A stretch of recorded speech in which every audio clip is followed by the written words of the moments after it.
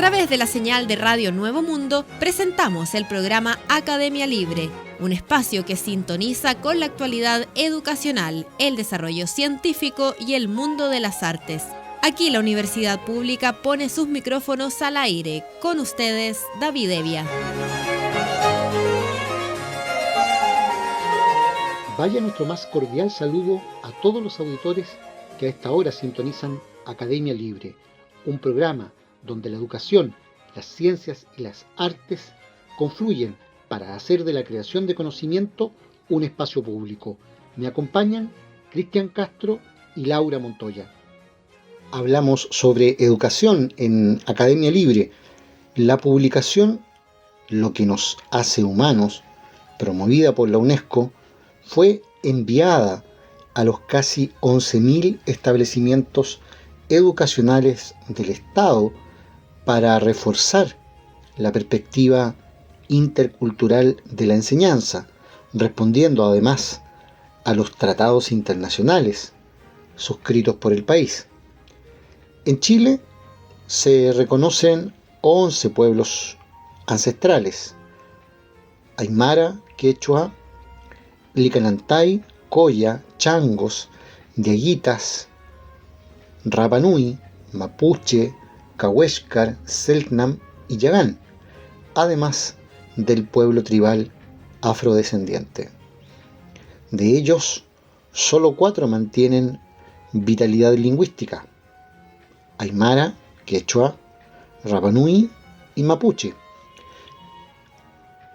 Y los restantes se encuentran en procesos de rescate de las huellas o de revitalización de sus lenguas. En este contexto, y como parte de las acciones para el fomento y rescate de las lenguas de los pueblos originarios, el Ministerio de Educación distribuyó 27.000 ejemplares del libro Lo que nos hace humanos, coeditado por la UNESCO y la editorial Planeta Sostenible, a los casi 11.000 establecimientos que comentábamos recién. En el mundo, el 40% de las casi 7.000 lenguas habladas actualmente están en peligro de desaparecer a fines del siglo XXI. Esta publicación forma parte de un plan de acción de 10 años de las Naciones Unidas que, entre sus objetivos, alerta la desaparición de las lenguas indígenas y se propone sensibilizar a los más jóvenes acerca de la urgencia planetaria para preservarlas y revitalizarlas. A la vez, este libro celebra la existencia de todas las lenguas, porque son un testimonio de la diversidad, que es precisamente lo que nos hace humanos, como dice el título de la obra.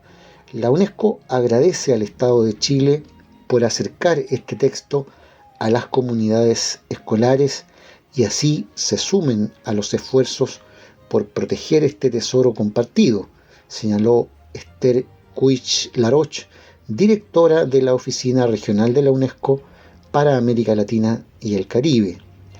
En esa línea, el libro no solo aborda el lenguaje en forma abstracta, sino que comunica su relación con las expresiones concretas, los idiomas, las lenguas y en especial las lenguas originarias a nivel global.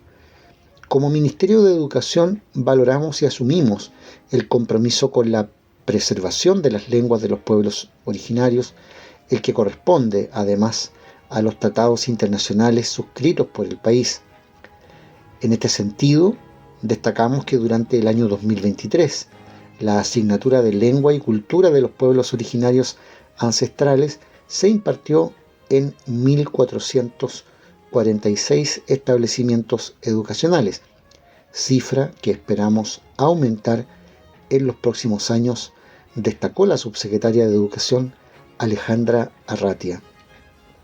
Asimismo, añadió que desde el año 2019 el país cuenta con bases curriculares de la asignatura de Lengua y Cultura de los Pueblos Originarios Ancestrales aprobadas por el Consejo Nacional de Educación, las que fueron validadas por los representantes de las distintas comunidades indígenas sus respectivos programas de estudio, la entrega de los recursos educativos y en el financiamiento de más de 1.200 educadores tradicionales que enseñan la asignatura a lo largo del país, explicó. La publicación del libro Lo que nos hace humanos, escrito por Víctor Santos e ilustrado por Ana Forlati, se enmarca en el diseño internacional de las lenguas indígenas y muestra el compromiso y cumplimiento de los acuerdos internacionales suscritos por Chile en el Plan de Acción Global del Diseño Internacional de las Lenguas Indígenas, ratificado por el país al firmar el Convenio 169 de la OIT. De igual manera, refuerza su participación en el Foro Permanente de Pueblos Indígenas de Naciones Unidas, donde se ha reiterado la voluntad del Estado chileno con la protección de las lenguas indígenas y con el trabajo junto a los pueblos originarios para buscar las mejores formas de salvaguarda y protección. Este libro se suma a los recursos y materiales que el Ministerio de Educación de Chile pone a disposición del sistema educativo para la mejora cualitativa de los aprendizajes, aportando a la construcción del concepto de comunicación integral que, junto a la lectura y escritura, forman elementos fundamentales del plan de reactivación educativa que impulsa el Ministerio para la recuperación de aprendizajes tras el impacto del prolongado cierre de escuelas producto de la pandemia causada por COVID-19. A fin de potenciar esta mirada, el Ministerio de Educación de Chile elaborará una guía de uso didáctico que acompañará al libro y facilitará una acción pedagógica con perspectiva intercultural para los aprendizajes del siglo XXI de todos los estudiantes. Es al menos esa la intención con la cual esta decisión de política pública relativa a la distribución de un libro tiene lugar. Sin embargo, es importante destacar y recordar también, a propósito de este tema, que Chile en la materia tiene una deuda muy grande, porque no se trata simplemente de ritualizar la presentación de herramientas que potencialmente pueden contribuir a la formación en lenguas de culturas originarias. El problema de fondo sigue siendo si la institucionalidad cultural y la sociedad en su conjunto están realmente comprometidas con el rescate de las lenguas en un sentido orgánico. Y allí cabe preguntarse entonces si estas políticas públicas de distribución de material de libros para el rescate de las lenguas originarias van a tener finalmente un correlato y una expresión en la vida cotidiana del país, porque de lo contrario, la cifra que proyecta la UNESCO en cuanto a que al menos el 40% de esas lenguas, de esas casi 7.000 contabilizadas hasta hoy, van a desaparecer a fines del siglo XXI, parece una tendencia irreversible. Los documentos sobre producción de libros en Chile muestran a nivel oficial que ya ni siquiera hay traducción en los libros que se publican del mapudungún al castellano. Hay una tendencia a cero en el contexto de lo poco que se publica en el país en materia de libros, Pero ahí hay un indicador potente. No se está haciendo algo desde la industria, tampoco hay una subvención u otra forma de incentivo que permita precisamente que este material tenga sentido, no simplemente que se distribuya para que duerma en anaqueles de escuelas o de otras entidades. Esa es la pregunta y la respuesta, lamentablemente, no asoma a través de la iniciativa. Hay que tener en aquello una perspectiva crítica, porque no se trata de alimentar falsas expectativas sobre lo que se puede o no se puede revertir, y el Estado sí se tiene que hacer cargo de la coherencia entre lo que está diciendo y lo que realmente está haciendo. En Academia Libre, la música tiene historia, con Laura Montoya. En el episodio dedicado a compositores hispanoamericanos destacaremos al chileno Luis Advis, compositor, además de profesor universitario de filosofía. Su rasgo principal como compositor fue la amplitud y diversidad de su trabajo creativo. Además de música docta y su destacado repertorio semipopular, compuso música religiosa, música para teatro, cine y televisión.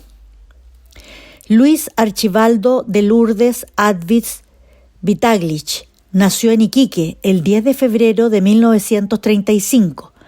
Fallece en Santiago el 9 de septiembre de 2004.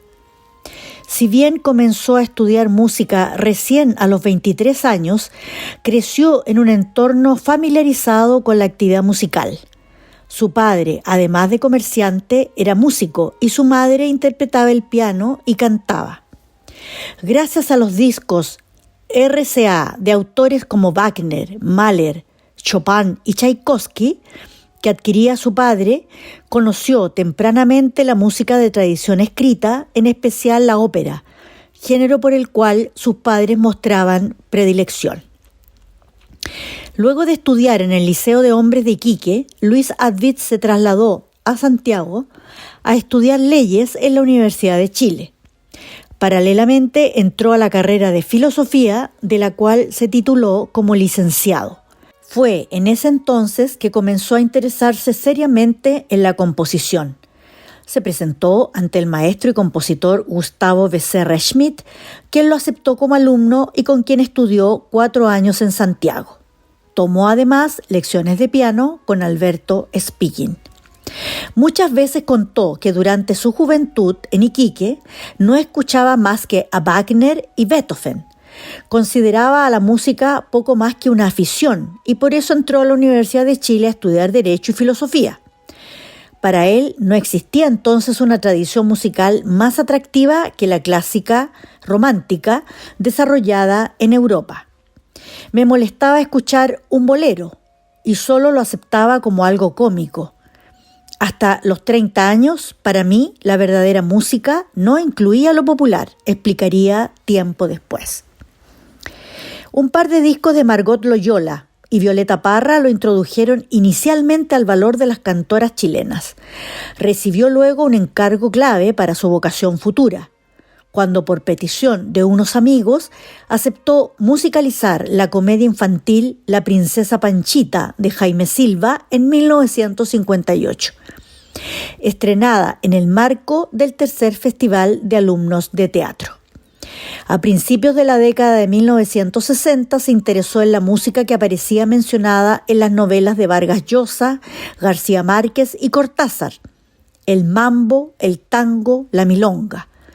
Esta fue su vía de acceso a la música tradicional latinoamericana. Luego, en 1966, escuchó a Margot Loyola, a través de quien conoció el trabajo de Violeta Parra y la música de las cantoras populares. Este hallazgo resultaría decisivo para definir el estilo personal de Advis como compositor, que se caracteriza por entrelazar elementos de la música popular con formas e instrumentos propios de la tradición escrita. Es así como inventa el concepto de cantata popular, que tomarían otros compositores contemporáneos.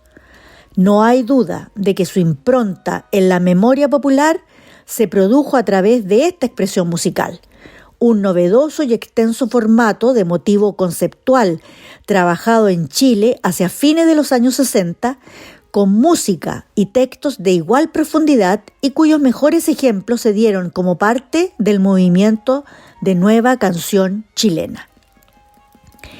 Luis Adviz desarrolló una destacada carrera docente en el ámbito de la estética y la filosofía.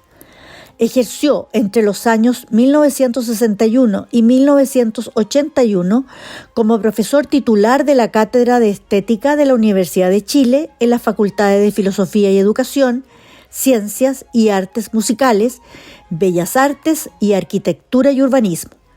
Además, desde 1964 se desempeñó como jefe de seminario en la Facultad de Artes Musicales de la Universidad de Chile. En 1972 se hizo cargo también de la Cátedra de Estética en la Pontificia Universidad Católica de Chile. La docencia se transformó en su principal actividad profesional, la que complementó con una intensa actividad musical. Su producción académica se cristalizó en el año 1979 con la publicación del libro Displacer y trascendencia en el arte. De su repertorio semipopular, como él definía a sus obras de raíz híbrida, destacaremos las siguientes. Cantata Santa María de Iquique, de 1969, que Adviz compuso a modo de tributo a uno de los hechos históricos más dolorosos para la historia de nuestro país y de su ciudad, la matanza de centenares de mineros del Salitre, el 21 de septiembre de 1907 en la Escuela Santa María. La cantata fue el referente fundamental del movimiento de la nueva canción chilena. La obra fue grabada en 1970 por Quilapayún para el sello DICAP, con la voz del actor Héctor Dubachel en los relatos, y mostrada más tarde en el Estadio Chile durante el segundo Festival de la Nueva Canción Chilena, aunque con Marcelo Romo en el micrófono. Fue un éxito inmediato, mezcla de entusiasmo artístico y fervor político. Tanto así que Luis Adviz se vio obligado a pronunciarse sobre posibles intenciones propagandísticas. «Yo no soy político. No entiendo nada de política», explicaría años más tarde en la revista APSI. «Yo entiendo de humanismo. Mi obra no la considero política. Que haya sido vista como tal, ese ya es un planteamiento que no emerge de mi voluntad», expresó. La cantata Santa María de Iquique convirtió a Luis Adviz en un nombre conocido a lo largo del país y tuvo también extensa difusión en el extranjero. Escucharemos a continuación de Luis Adviz Preludios, interpretados por la pianista suiza Luisa Splet.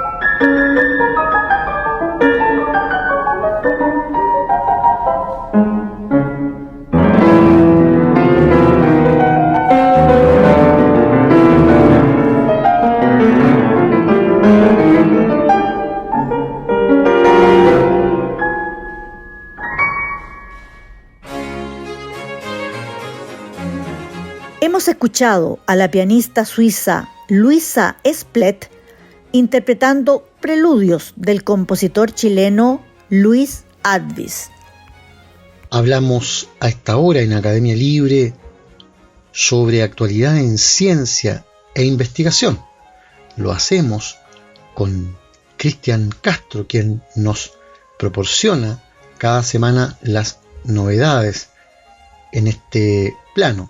¿Qué está pasando, Cristian, en materia de ciencia e investigación?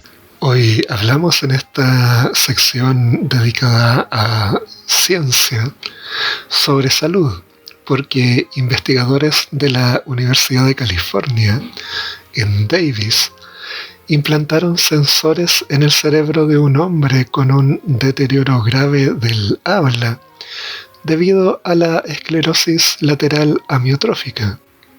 El estudio publicado recientemente muestra cómo el hombre fue capaz de comunicar su intención a los pocos minutos de activar el sistema. La esclerosis lateral amiotrófica afecta a las células nerviosas que controlan el movimiento de todo el cuerpo. La enfermedad conduce a una pérdida gradual de las capacidades de pararse, caminar y usar las manos. También puede hacer que una persona pierda el control de los músculos utilizados para hablar, lo que lleva a una pérdida del habla. Esta nueva tecnología pretende restaurar la comunicación de las personas que no pueden comunicarse debido a la parálisis o a afecciones neurológicas, como por ejemplo las que están presentes en la esclerosis lateral amiotrófica. Para ello es capaz de interpretar las señales cerebrales cuando el usuario intenta hablar y las convierte en texto, que es lo transmitido por voz a través de la computadora. Nuestra tecnología BCI, como se denominó, ayuda a un hombre con parálisis a comunicarse con amigos, familiares y cuidadores, comenta David Brandam, coautor principal del estudio. Es la neuroprótesis del habla más precisa jamás reportada, añade el investigador. Para desarrollar el sistema, el equipo inscribió a Casey Harrell, un hombre de 45 años con esclerosis lateral amiotrófica, en el ensayo clínico BrainGate. En el momento de su participación, Harrell tenía debilidad en los brazos y las piernas. Además, su habla era muy difícil de entender y requería que otros le ayudaran a interpretarlo. En julio de 2023, el investigador implantó el dispositivo BCI en Harrell. Colocó 4 matrices de microelectrodos en la circunvolución precentral izquierda, una región del cerebro responsable de coordinar el habla. Las matrices están diseñadas para registrar la actividad cerebral de 256 electrodos corticales. Realmente estamos detectando su intento de mover sus músculos y hablar, explicó el neurocientífico Sergei Stavisky, coinvestigador principal del estudio. Estamos grabando desde la parte del cerebro que está tratando de enviar estos comandos a los músculos. Básicamente escuchamos eso y traducimos los patrones de actividad cerebral a un fonema, como una sílaba o una unidad de oración, y luego las palabras que están tratando de decir. Nicholas Card, primer autor del artículo, dice cómo el nuevo sistema BCI es capaz de eliminar el ruido eléctrico que se genera en el cerebro durante el habla. Hay dos tipos de ruido en señales neuronales con los que tiene que lidiar el BCI. Por un lado, el ruido eléctrico y por otro, señales neuronales. Nuestro dispositivo, señala el investigador, está diseñado específicamente para ser resistente al ruido eléctrico transitorio mediante un complejo mecanismo de algoritmos y un tipo específico de red neuronal. Además, es resistente a señales neuronales no relacionadas con el habla. A pesar de los avances recientes en la tecnología BCI, los intentos de facilitar la comunicación han sido lentos y propensos a errores, debido a que los programas de aprendizaje automático que interpretaban las señales cerebrales necesitaban una gran cantidad de tiempo y datos para operar correctamente. Los anteriores sistemas de voz cometían errores de vocabulario con mayor frecuencia. Esto dificultaba que el usuario entendiera de manera consistente y era una barrera para la comunicación. El paciente tratado utilizó el sistema tanto en entornos de conversación espontánea como provocados. En ambos casos, la decodificación de voz se produjo en tiempo real, con actualizaciones continuas del sistema para que funcionara con precisión. Las palabras decodificadas se mostraban en una pantalla. Sorprendentemente, se leyeron en voz alta con una voz que sonaba similar a la del paciente antes de padecer esclerosis lateral amiotrófica. La voz fue compuesta utilizando software entrenado con muestras de audios existentes suyas. En la primera sesión de entrenamiento de datos, el sistema tardó 30 minutos en lograr una precisión de palabras del 99,6%, con un vocabulario de 50 palabras. Una ventaja clave de utilizar un vocabulario reducido de 50 palabras es que se puede pedir al paciente que diga cada una de ellas varias veces, lo que ayuda a identificar una relación sólida entre la actividad neuronal y los fonemas correspondientes dentro del decodificador neuronal. Sin embargo, el reducido vocabulario limita las frases que el participante puede formular. Por ello, en la segunda sesión, el tamaño del vocabulario potencial aumentó a 125.000 palabras, con solo 1.4 horas adicionales de datos de entrenamiento. El BCI logró con esto una precisión de alrededor del 90,2% con este vocabulario ampliado. Después de la recopilación continua de datos, el BCI mantuvo una precisión del 97,5%. Este resultado hace que el sistema sea mejor que muchas aplicaciones de teléfonos inteligentes disponibles comercialmente que intentan interpretar la voz de una persona. Esta tecnología es transformadora porque brinda esperanza a las personas que quieren hablar, pero no pueden. Espero que tecnologías como estas ayuden a los futuros pacientes a hablar con sus familiares y amigos, comenta Stavisky. La primera vez que probamos el sistema, lloró de alegría cuando las palabras que estaban tratando de decir aparecieron en la pantalla. Todos lo hicimos, agrega el investigador. El estudio informa sobre 84 sesiones de recopilación de datos durante 32 semanas. En total, el paciente utilizó el BCI de voz en conversaciones a su propio ritmo durante más de 248 horas, para comunicarse en persona y por videollamada. Muchas gracias, Cristian, por ese reporte que nos deja al día en ciencia e investigación. Vamos a la música con Laura Montoya. Gracias a la cantata Santa María de Iquique, Luis Advis fue conocido en el extranjero.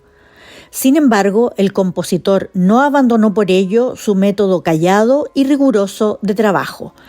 Fue así que acometió el ambicioso proyecto de convertir también en cantata parte del material autobiográfico que Violeta Parra había dejado en sus décimas. Motivado, según él, por la profunda admiración que siento por su poesía y personalidad creadora. Trabajó en la obra durante 1971 y ya en febrero de 1972 estaba ensayando las partes musicales junto a Inti Illimani, todos juntos en su casa de Iquique. Canto para una semilla fue finalmente estrenada en diciembre de 1972 en el capitalino Teatro Antonio Varas y publicada más tarde como un disco bajo etiqueta DICAP y más tarde en otras ediciones extranjeras.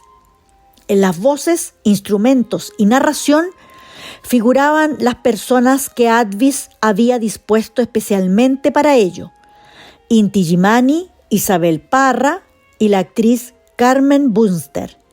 Desde entonces, Canto para una semilla ha sido una obra de muestra excepcionalmente limitada en vivo, pero de innegable valor. Otra obra importante de Luis Advis es la sinfonía Los Tres Tiempos de América, de 1987, registrada por Quilapayún y la cantante española Paloma San Basilio en 1988. La misma obra fue estrenada en Chile el 20 de octubre de 1994 en el Teatro Municipal de Viña del Mar, interpretada por el grupo musical Trasciente, Natalia Cortés y la Orquesta Filarmónica de la Quinta Región, dirigida por Boris Alvarado, con relatos de Nitaya Jandragólica. La cantata Murales Extremeños de 1993 fue un encargo del gobierno español para la conmemoración de los 500 años del descubrimiento de América. Sobre la suite latinoamericana de 1994, el compositor y crítico musical Federico Heinlein publicó lo siguiente en El Mercurio. Su humor agudo y cáustico nos hace pensar que Advis es el Nicanor Parra de la música chilena. Difícil hallar parangón a la ironía vivificante y cariñosa de la milonga, la tonada, el vals peruano. Ironía que, lejos de constituir un arma hiriente, sonríe, disfruta y proporciona placer. Canciones del 900 es un álbum de estudio lanzado en 1972 que Luis Advis escribió junto a Jaime Silva y Julio Rojas, interpretado por Margot Loyola. Sin embargo, su ligazón con la música popular no fue impedimento para que compusiera paralelamente varias obras de cámara, como los preludios para piano en 1965, 4 de los cuales escuchamos en el primer segmento de este episodio. Fueron más de 90 las obras teatrales que Luis Advis musicalizó a lo largo de su vida, incluyendo montajes de directores tan importantes como Domingo Tessier, Lucho Córdoba, Víctor Jara, Andrés Pérez, Fernando González, Tomás Vidiella y Ramón Grifero.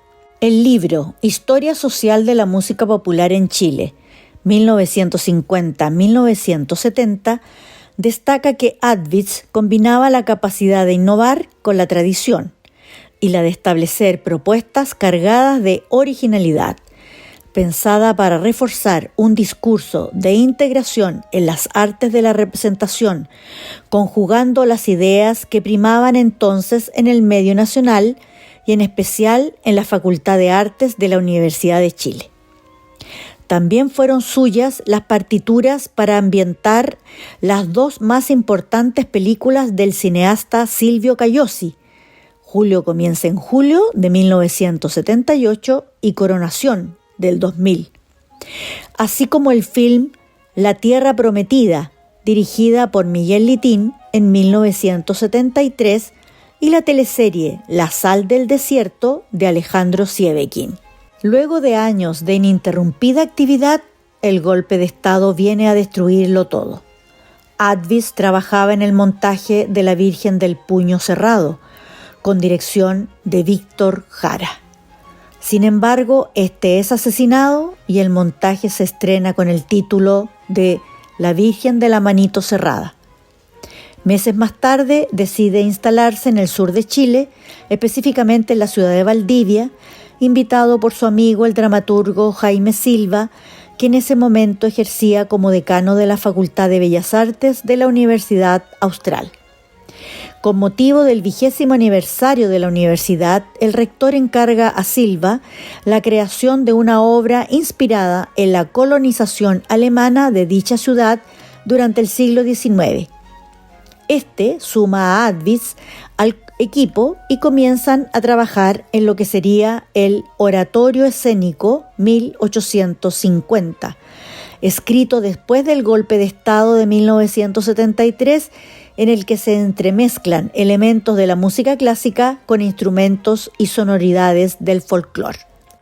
A fines de los años 80, su actividad cobró un ritmo aún más agitado, fruto de una afección a los pulmones que le hizo creer que estaba desahuciado y entregarse a la tarea urgente de ver qué hacía en el tiempo que le quedaba, indica Patricio Obando en el artículo Un canto americano de 3 tiempos, publicado en la época en julio de 1988.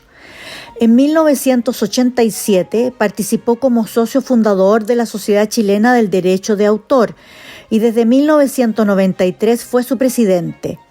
También fue director del comité editorial de las publicaciones de esta institución, que lo distinguió como figura fundamental en el año 2003.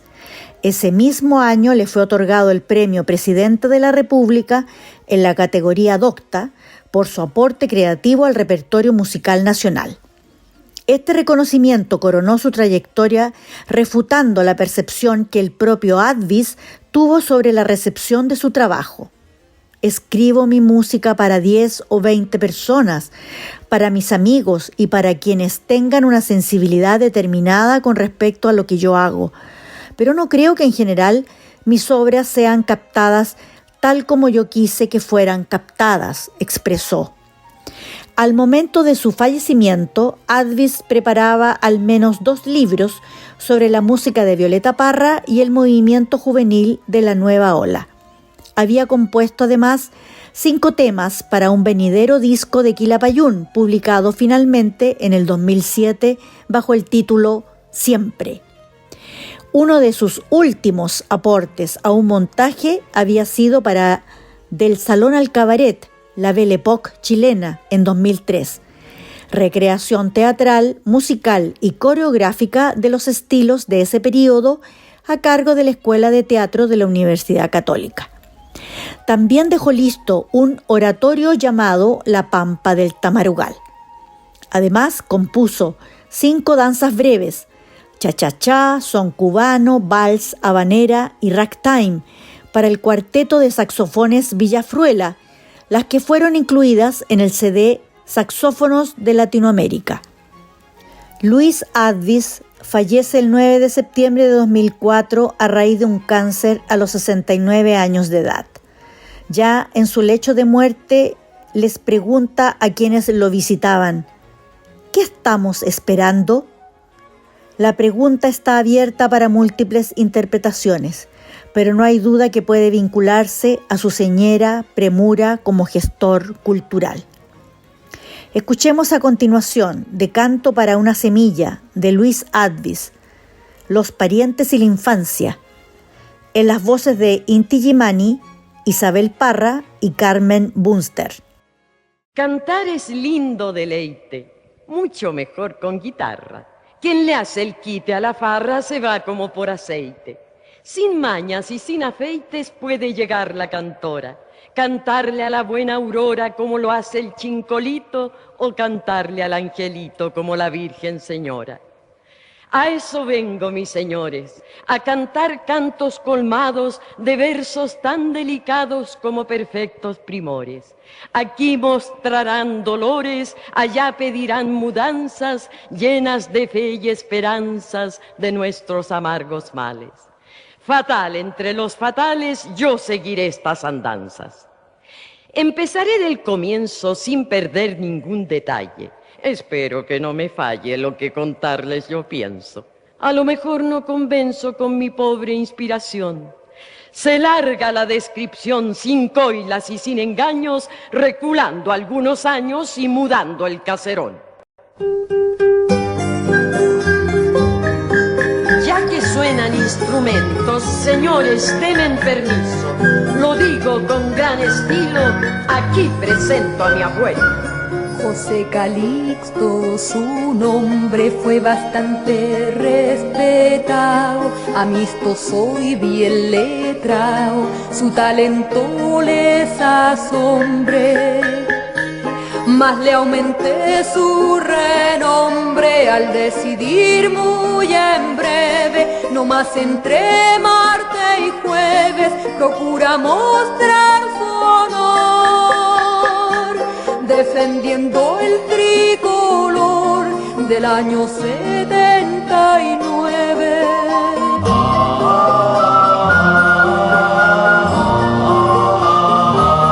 En la ciudad de Chillán vivía en un caserón, dueño de una población de gran popularidad.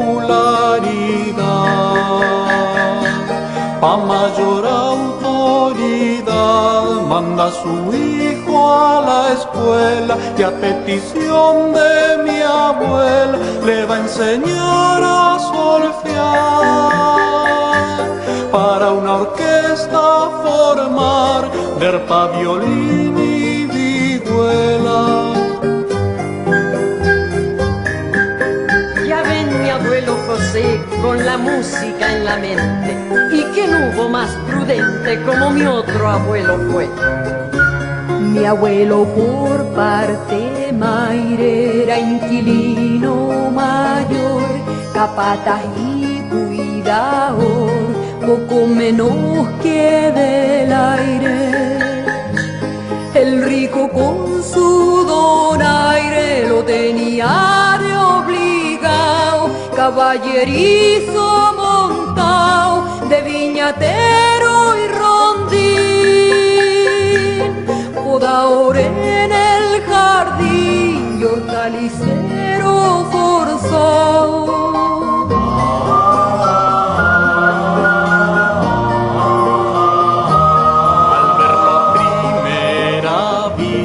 Parece mi lindo abuelo, algún arcángel del cielo que me lo dejó a bautizar. Azules sus pupilitas, dorada su cabellera, montado en su yegua vera, no hay niña que no lo mire, ni vieja que no suspire por detrásito de mi abuela. Me pongo a pensar un rato y mis taitas aparecen. Ojalá aquí deletree con claridad sus retratos. Mi taita fue muy letrario, pa' profesor estudió y a las escuelas llegó a enseñar su diccionario. Mi mamá como canario nació en un campo florío, como zorzal entumido, creció entre la candelilla, conoció lo que es la trilla, la morienda, la masilla. Fue muy letrario, pa' profesor estudió, y mamá como canario nació en un campo florido.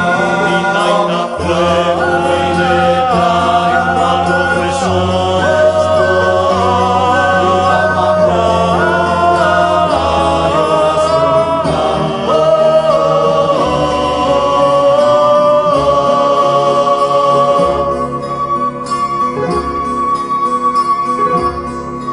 taita fue muy letrario, a profesor estudió, mi mamá como canario, nació en un campo florido, nació en un campo florido.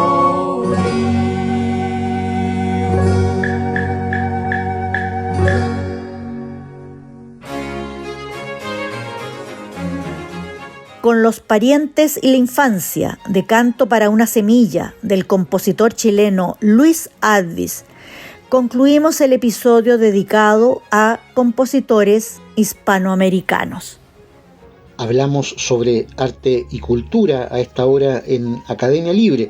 La Universidad de Chile está capacitando a organizaciones de todo el país en competencias culturales. Las facultades de Comunicación e Imagen, Artes y Derecho son las unidades académicas encargadas de desplegar el programa Puntos de Cultura Comunitaria, coordinadas por la Vicerrectoría de Extensión y Comunicaciones de la Universidad de Chile. Este programa busca entregar nuevas herramientas que permitan a las organizaciones de base comunitarias una gestión cultural más adecuada y pertinente para sus objetivos. Por lo pronto, se avecina un proyecto que permitirá tener un trabajo a nivel nacional a través del Encuentro Nacional e Internacional de Puntos de Cultura que se realizará en Chillán en el mes de noviembre, anunció el director de Extensión de la Universidad de Chile, Fabián Retamal. María Inés Silva, coordinadora académica del Diplomado en Gestión Cultural Comunitaria de la Universidad de Chile, dice que este curso forma parte de un plan de fortalecimiento más nutrido, que considera los antecedentes, conocimientos previos y trayectorias de las organizaciones de base comunitaria. Erika Valdés Pais, coordinadora y gestora cultural de la Facultad de Artes, destaca la positiva recepción de las organizaciones participantes y sus hitos más relevantes. En junio se realizó la jornada de educación legal y asesoría jurídica para organizaciones culturales en la Facultad de Derecho de la Universidad de Chile, con la participación del equipo de las clínicas jurídicas y una alta convocatoria de organizaciones provenientes de distintos lugares de la región metropolitana. Este programa busca entregar nuevas herramientas que permitan a las organizaciones una gestión cultural adecuada a sus propósitos. Esto mediante la realización de cursos, diplomados y espacios formativos y de vinculación con diferentes organizaciones culturales de la región metropolitana, conformadas por grupos con o sin personalidad jurídica, vinculados a una realidad socioterritorial específica, con trayectorias de al menos 3 años y sin fines de lucro. Dentro de los avances del programa Puntos de Cultura, el director de Extensión de la Universidad de Chile, Fabián Retamal, destaca la importancia de ser un proyecto de extensión y vinculación con el medio articulado en torno al trabajo de 3 facultades más la Vicerrectoría de Extensión y Comunicaciones, lo que hace que sea una propuesta que nos desafía a trabajar desde la integralidad y al mismo tiempo ir incorporando ese aprendizaje en nuestro quehacer como institución de educación superior. La trayectoria de Puntos de Cultura y sus redes colaborativas destaca especialmente el trabajo de vinculación realizado por las universidades.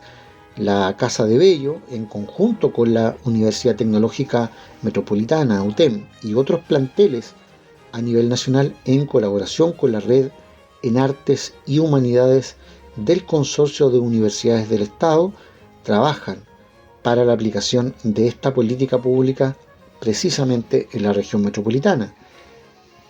El pasado día 1 de junio se llevó a cabo la jornada de educación legal y asesoría jurídica para organizaciones culturales en la Facultad de Derecho de la Universidad de Chile, con la participación del equipo de las clínicas jurídicas y con una alta convocatoria de organizaciones provenientes de distintos lugares de la región metropolitana. El hito fue parte del lanzamiento de la colaboración entre el programa Puntos de Cultura Comunitaria del Departamento de Ciudadanía del Ministerio de las Culturas, las Artes y el Patrimonio y la propia Universidad de Chile.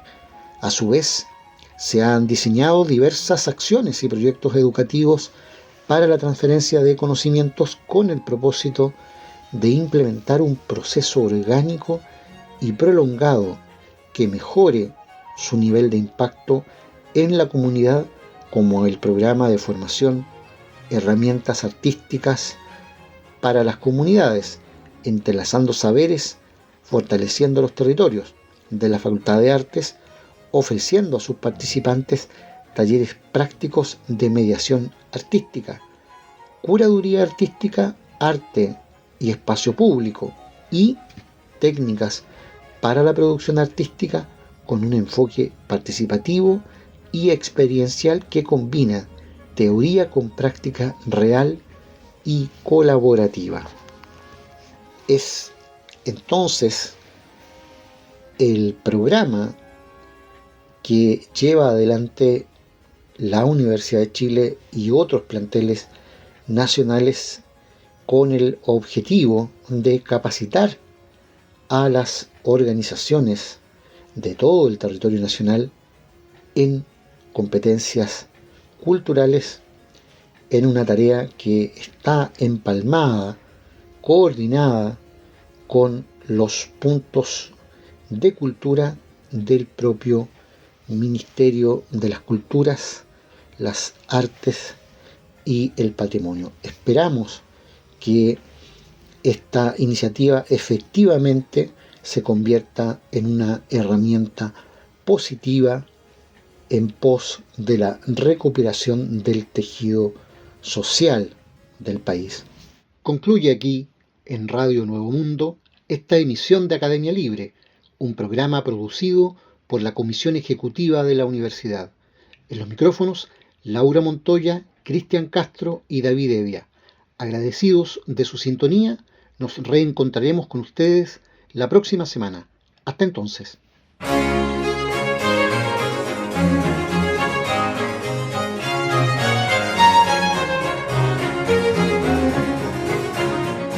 Concluye aquí este capítulo de Academia Libre, un programa que aporta miradas críticas a la construcción de la sociedad. Hasta una próxima oportunidad.